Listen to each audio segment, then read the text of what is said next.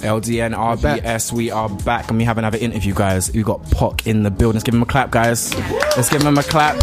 Definitely. So, guys, tell us about yourselves.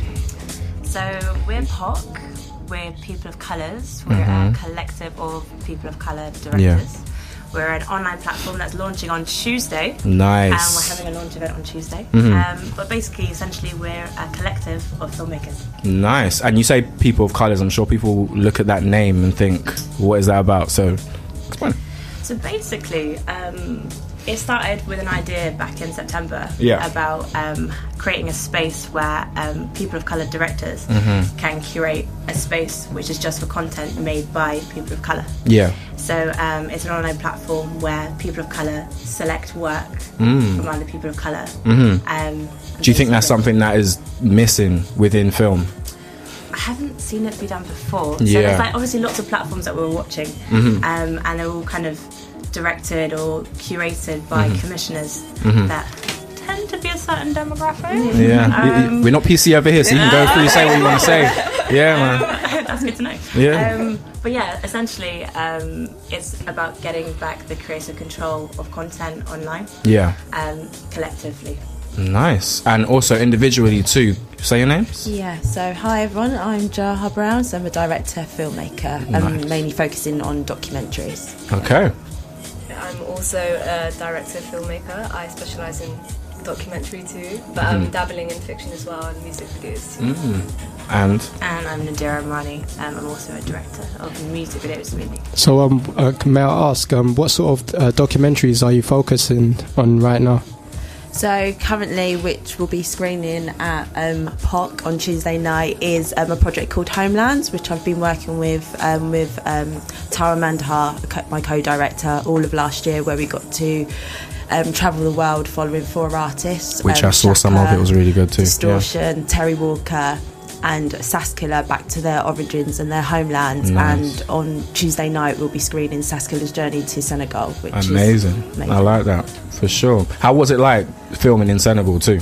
Yeah, it was the first time in the motherland, so it was a bit overwhelming, but it was beautiful to capture and beautiful to go on that journey with Saskilla and go back to the roots. And why particularly Saskilla? Punch Records, who produced it, they kind of picked the artists beforehand. So when me and Tara pitched to direct a project, we didn't really know who they were. We were told at the end, so it was just like so we didn't pick them. Punch picked them. Okay. And also, what film did you direct to? So my film is called A Brave New World. It's about young hackers basically realising their power on the internet. Yeah. So I read an article on RT, and it was basically these hackers aged 16 to 25 who got into the head of the CIA's emails. And when I read that, I was like, how are these young people getting into the head of the CIA? Like, if the head of the CIA's emails can get infiltrated, then we're just basically pissed. Like, pretty much. There was one hacker, right? I don't know if you heard of him. Yeah. I think he hacked into every bank account in the world or something. He took 1 pence from everybody. That's real. He took 1 pence from everybody. Nobody noticed it. That's like, I'm so confident I'll just take 1p from you. So confident. That's a lot of work. Yeah, to be honest. But also with that film, I watched it, another one I genuinely liked, and I'm a film critic out here, so I will say whether I like it or not. But what made you feel passionate enough to make a film about hackers? So for me, it was just like people realising their power on the internet. Like I feel like POC as well, creating a platform for yourself, like claiming what's yours, claiming something that's unsupervised, like the internet. It's giving people an opportunity to feel brave. Like that's why it's called A Brave New World. You know what I mean? It's just like, I'm going to take claim to my space on the internet, and I'm going to make my voice heard, and it transcends to reality, because it's just like, everyone uses the internet. So, it seems like something abstract, but it's real as well. Do you know what I mean? Like, this is real, we're all here, it's real. POC is real, we're all going to meet up. But it started from the internet, that's where it was born. So that was basically like my passions for starting it. Guys, I'm happy when filmmakers are in the room, man. Honestly, I like the minds, I'm telling you, I like it. But also, you're going to tell us too about POC and why you're passionate about showcasing other films. I think I don't know, we're kind of going through a time where the arts, particularly in the UK, have a real lack of funding. Yeah. So it tends to be that a certain type of person manages to get through into the industry, because you have to become, you have to really, really fight for it. Yeah. And because of that, I think there's a huge amount of talent that's actually being lost out of the British film industry. So I think it's really important for us in general to be like really investing in people that have authentic stories and just like are really, really talented and dope. Yeah. So the idea is that just claiming back the space and showcasing really, really great people's work. Amazing. And also the 14th, what's going to happen on that night? Tell us. So anyone that could be expecting to go, what's it going to be like? So and where is it? It's going to start at 7 o'clock on Tuesday, the 14th, which is Valentine's Day. Unless you didn't know. So I kind of hope you guys aren't too busy with dates. It's an alternative Valentine's Day thing, but it's a rich mix. And it's from 7 till 11:30, and we're going to have like DJs from other pop collectives, Gold Snap and other people. And then we're basically going to be screening 6 different films. Some music videos, one was really interesting, which is actually all made on Snapchat. Really taking the film. A film on Snapchat. Yeah, it's all Snap. It's like 9 minutes long. It's all shot on Snap. I'm not gonna give too much away. But give us exclusives. Yeah, it's very, very alternative content. Yeah. But yeah, it should be really good. And then we got virtual reality as well. So DJs, it's a bit like going to the cinema, but also going out at the same time. That's what we kind of want to create, like a vibe where you're watching content, but actually you're going out with your community. So if anyone hasn't brought anyone anywhere on Valentine's Day, that's the place to go. That is definitely the place to go. And I wanted to know the future too, for all 3 of you. I want to know, because I've watched both of your films and I know about POC too. I want to know what's happening in the future with you guys. Asking filmmakers that kind of question too. I know that's just probably like, it could be anything. It's the life of a filmmaker, you never know. Like, honestly, hopefully I can carry on supporting myself and, creating art. Yeah. That's the hope. But I was going to give you a high five, but you said creating art. I was going to give you a high five, but we're too far right now. But But for real, that's the dream, and I'm going to try and use a business mind as well as might have to come with compromising and stuff, but hopefully not too much. So that's the plan. To make an art. I think personally, hopefully continuing to make films, documentary, give people voices that might not be heard otherwise, and also start giving back to the next generation, inspiring them to include, the digital sphere now is amazing, and you can grab a DSLR and create your own little world and put it out there and use social media. So for me, it's about encouraging the next generation and getting them to do come on board, and like hopefully the more of us, then things will change. Stick together for sure. 100%. I don't know, I'll talk about POC. I'm also a director, but like I'm not here to promote myself, guys. I'm hoping it's just going to grow as a platform, really, and we'll do annual submissions 4 times a year, where we have people who are like Jaha and Linda who will go and select work. So it's like directors that are POC also selecting work. So there's not, the gatekeepers are changing. That's the idea. We want it to like develop into a platform, and we've got a couple of cool events coming up. I don't know if you guys heard of Gaudem. Yeah, of course. Cool. Of course. What Gaudem? What Gaudem? That is a very James kind of question. It's a very James question. Well, Gaudem's like a really wicked platform for. She ignored you, really, but yeah. Sorry, go on. I know. I just wanted to say that. It's a platform for women non-binary of colour, and they do like really, really cool stuff. Like they took over the V&A. I don't know if you went to the Gaudem V&A takeover. No. It's a massive event. It was packed out. I need to know about this for next time. You should know about it. But anyway, the Gaudem takeover, they're doing another one. Is it run by girls or something? It is. It is run by women of colour. Oh, okay. But they also include lots of things for men as well. There's a really amazing talk that's going to be happening with a guy called Akinola Davies, who's also a guy that was screening his work.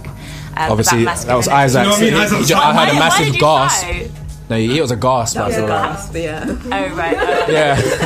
Admiration. I thought you were really excited about it. He's actually a really, really great director. So, yeah, so basically we're going to do the virtual reality section, so we're going to be showcasing VR work. So I think that's one of the big things with POC, is that we're also really looking out for virtual reality and interactive. Yeah. Because as much as we're talking about film, there's like loads of really cool stuff that's happening in like the VR world right now, and the diversity on that is poor. Tell us about the VR world too, in case anyone doesn't know. So I don't know if any of you guys watched the Sampha music video that came out last week. I'm just going to say Sampha 3 times. Sampha. That's how good I think he is. But yeah, go on.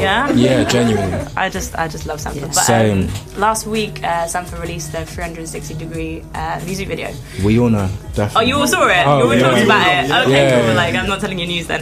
But anyway, it's kind of, you're seeing that the music industry is picking up on virtual reality, and as a medium, it's like a new form of film and like form of communication. So we kind of want to encourage people to like invest and like explore virtual reality, because again, you've got gatekeepers in that, because to buy virtual reality kit, it's not like a DSLR, it's quite expensive. So we hopefully in the future want to try and start investing in people. Amazing. To do that. Good. And also I wanted to say too, influences. What influenced you through? Again, another filmmaker quick question that I know is going to be like, influences. I'd say it's it's like loads of things. Like I still haven't decided what my genre is. Like if you watch my film, it's like super genre bending. Do you know what I mean? It's just like I hasn't even decided whether it's documentary or fiction. So I mean, so many directors that I get inspiration from, and it's sort of probably postmodernist hybrid mashup of things that have. That was a new genre in itself. I like that. So might need to abbreviate it. Trust me. I was going to say, what this goes to all of you.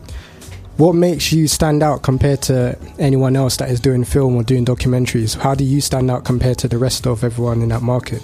I already said it. I hear that. Nice. I hear that. I think.